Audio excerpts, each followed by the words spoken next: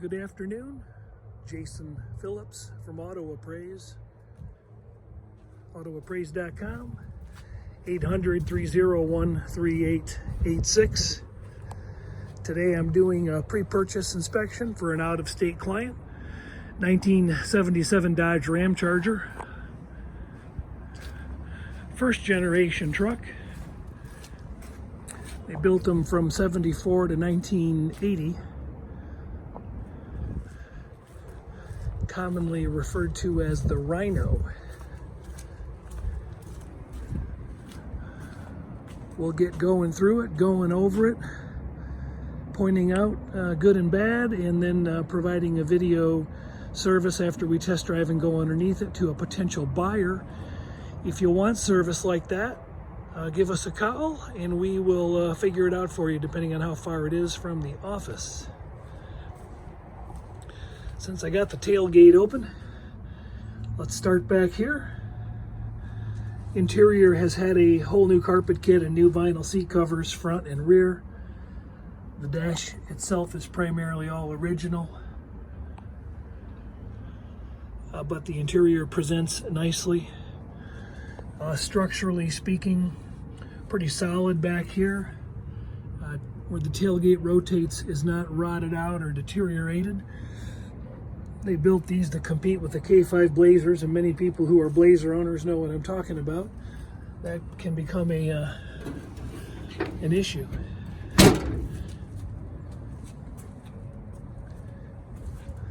No major physical dings or dents in the rear end. The tailgate and the gate operate as they should. Pretty decent alignment. Not much to complain about there. A couple little small brush touch-ups right in here. Overall, the paint I will comment on in various panels. Paint hasn't been done too long because there's not really much stone chippage or road wear to be noted. Little bit of orange peel and a little bit of shrinkage present. Nothing really outstanding or that jumps right out at you. Really good driver quality repaint. The color match is nice, panel by panel. It's got a nice metallic finish added to that green that was not likely metallic in 1977. And the metallic seems to have flowed out nicely panel by panel. I don't see any major blotchiness or modeling effect to be discussed. There's a couple small little nicks or touch-ups or underneath the paint, minor contaminations, little dirt here and there. There's a small little chip on the edge of the door, one or two of them there. But as far as major paint flaws go, small stone speck there. Maybe there. I rubbed most of those off earlier. Paint looks fairly uniform side to side.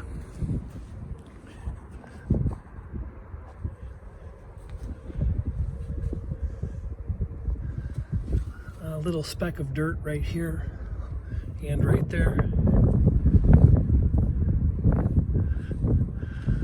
Up here in the hood there was a couple small little maybe hail dings or something that were similar to that in the top of the truck. Might not be actual hail. Top was repainted in a texture paint. And again, the reflective quality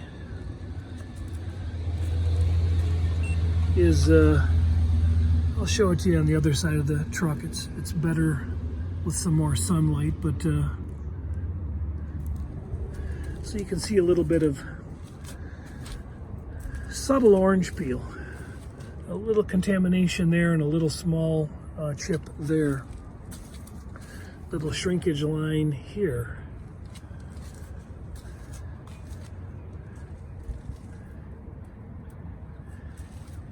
And a little bit of shrinkage right in this area. Shrinkage meaning you can see some of the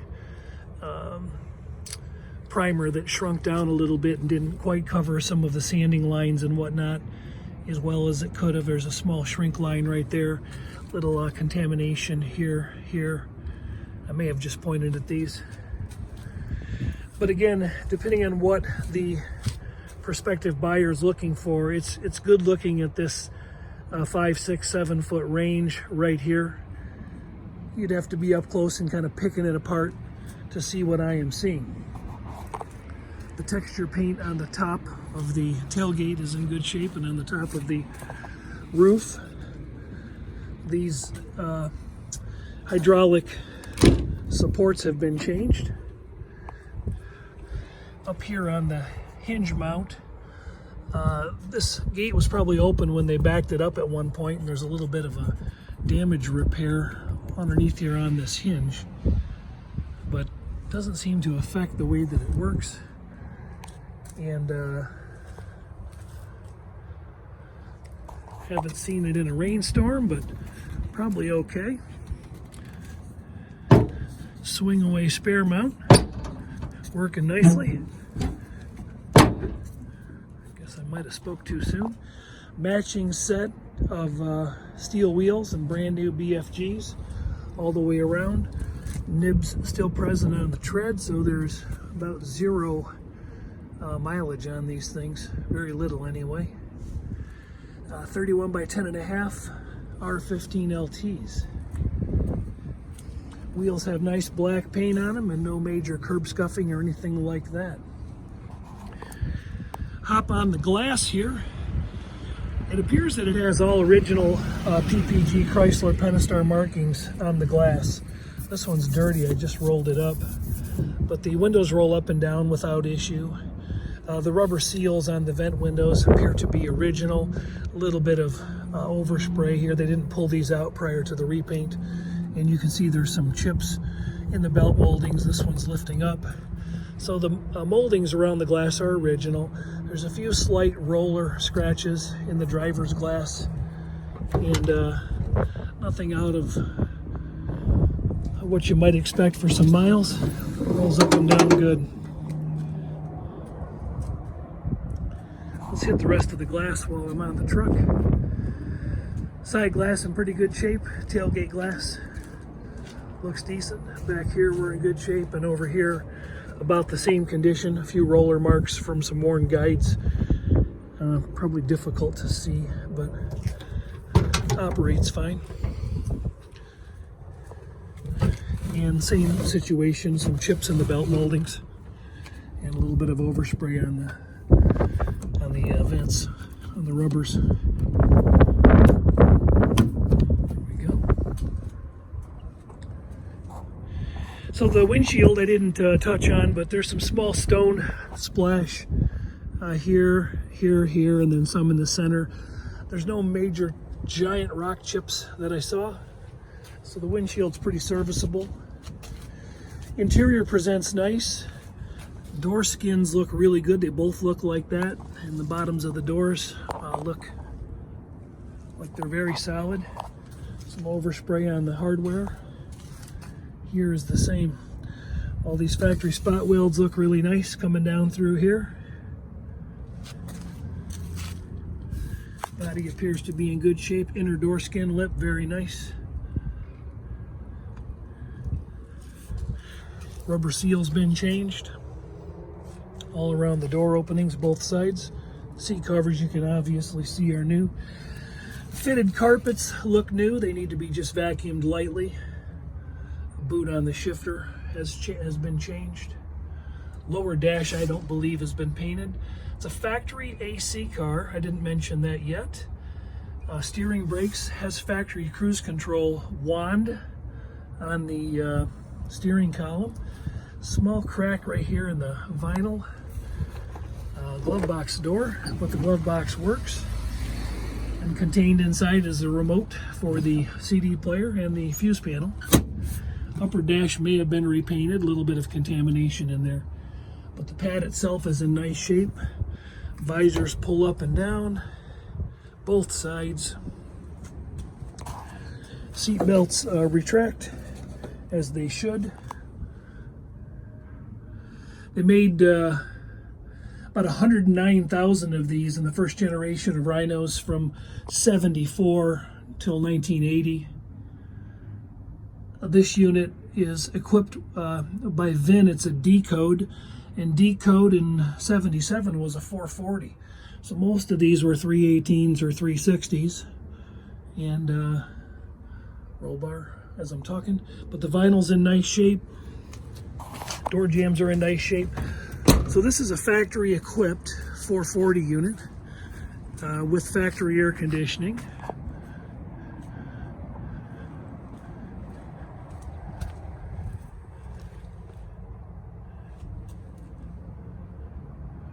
Original VIN sticker present, original data tag present.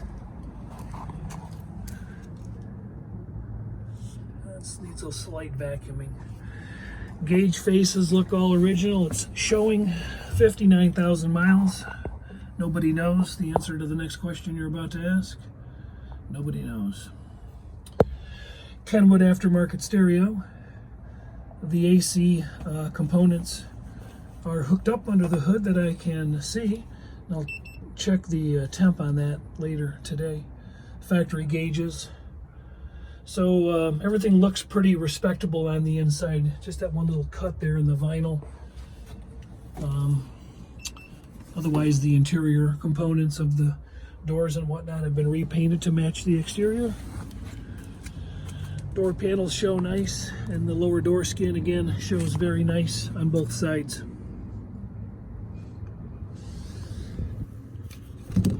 A little bit of deterioration in the shell, but not bad for a 1977. This was built, let's see, D7 Sam. So that was the Warren plant. There was two plants in Warren, 1 and 2, and I think S is, I can't remember off the top of my head. I think it's plant number 1.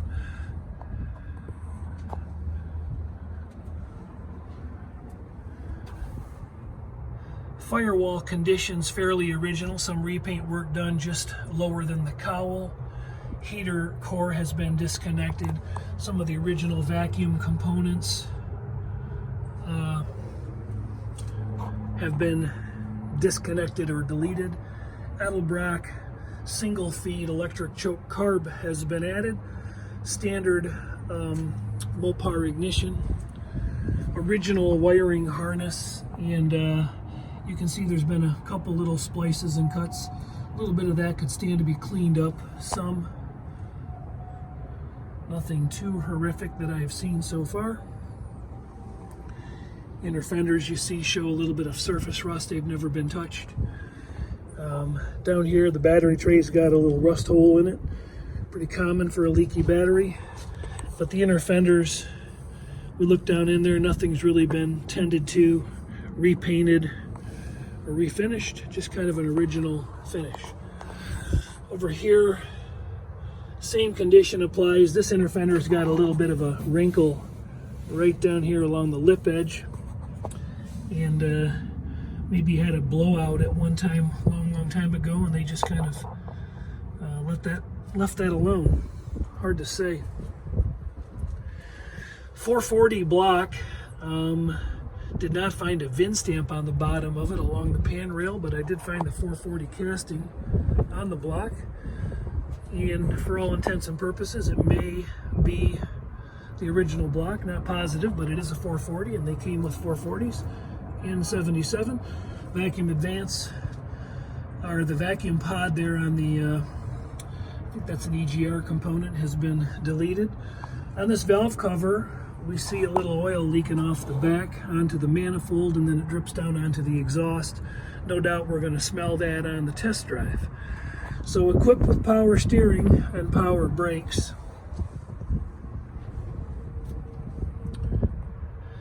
I don't know if the old cruise control unit's going to work, but we're going to find out. This rag joint on the steering column is officially ragged out a little bit. Probably could stand a new seal there if they make them. Radiator core is in good shape. Engine oil is Pretty clean. Transmission fluid is reasonably pink. You know, a little bit, hasn't been changed recently, that's for sure. It doesn't smell really burnt or anything. It just kind of smells used. Antifreeze looks like it's in good shape, as you can see. And I'm not going to get there and pull the tranny stick out because I've got to get a stool out to get back that far. So air compressor's all hooked up. I guess we'll find out how that's working, if it's working.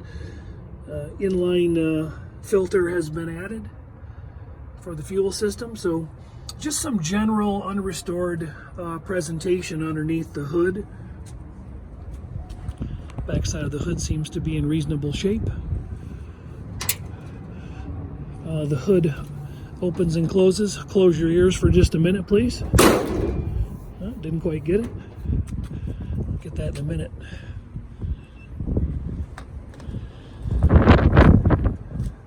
I guess while I'm on the outside, let's go around the trim.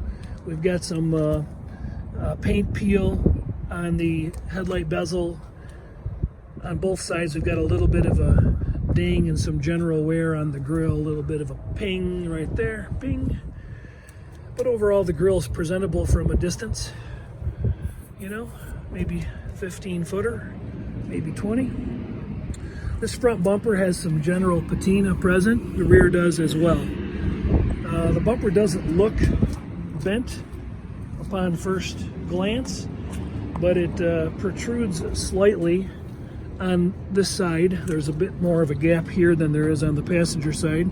Substantial. It looks to me like it might have gotten tonked right about here just a little bit. I don't see a big buckle. I think that could be pulled off and straightened if someone were inclined. So average bumpers, average trim, marker light bezels have a little bit of cracking and wear. Ramcharger badging is a little bit faded. Mirrors show presentable. A little bit of patina on tops of the door handles. They both look that way. Tail lights are decent. This one looks really nice. The other one has a little bit of age cracking in it, just showing some stress cracks from age.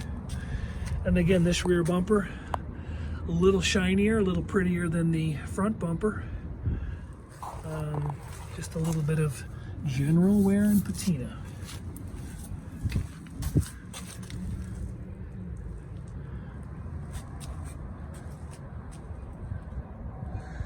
There's been some body repairs conducted on the truck. As far as lines go, the doors open and close nicely. Tailgate works pretty good. This door is fully closed. This door could stand to come on just a little bit here, and at the bottom it protrudes, you know, maybe not quite 3/8 of an inch. This line is reasonably decent, although the door could actually come out here a little bit. So that could be straightened up a bit if it was bugging you. I was getting some varying readings on my digital paint meter. 8.1. You're not going to see them all in the sun very well, I doubt. 9.3. 18. 10. 28. I'm going to jump here in a minute to a bubble magnet. 14 when I can't read. Oh well, okay. So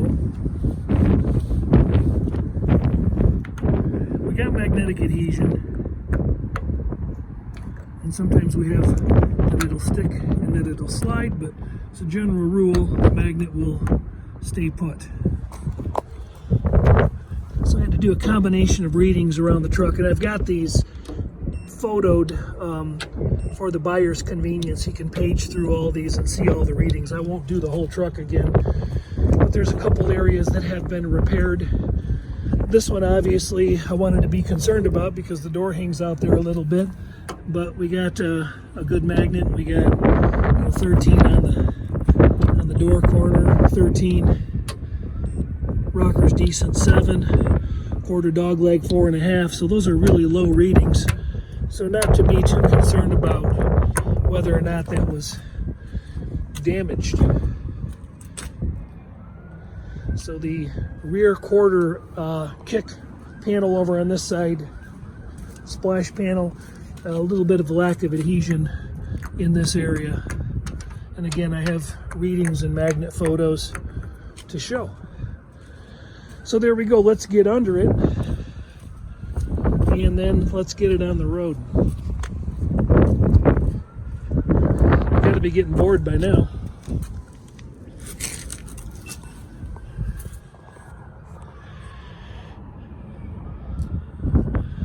Still photos will reveal more than I'm going to show on this video today in the effort to save some time. I've got over 80 photos underneath here.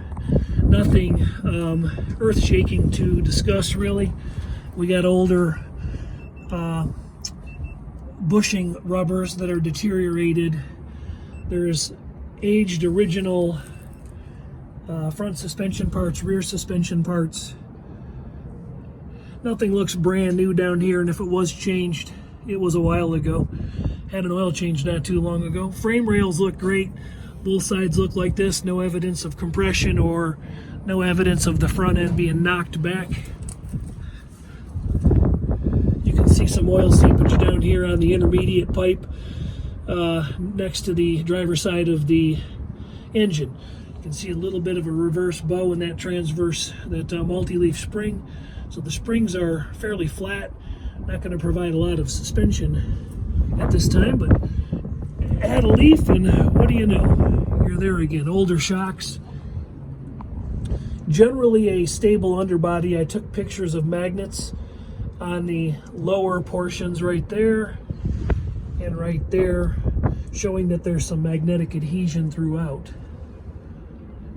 There is a bit of a oil leak, and it could be the valve cover coming down and pretending to be a rear main oil seal. But we've been sitting here well over 2 hours, and here's the pavement underneath. And there's not much, if anything, really gathering to speak of. So that transmission automatic cooling line there, you see in the center of my frame, has got a little drip of tranny fluid on it. And I suspect the line is a small line leak, or needs to be tightened, or who knows. Again, nothing too remarkable under here, and the left side looks a lot like the right side. Bottom of the pinch welds are in good shape. The wheel tubs in the rear are nice. Both of them look like that. The floors are very dry and kind of unrestored. That's the presentation. Some grease buildup on the axle housing, older shocks, some newer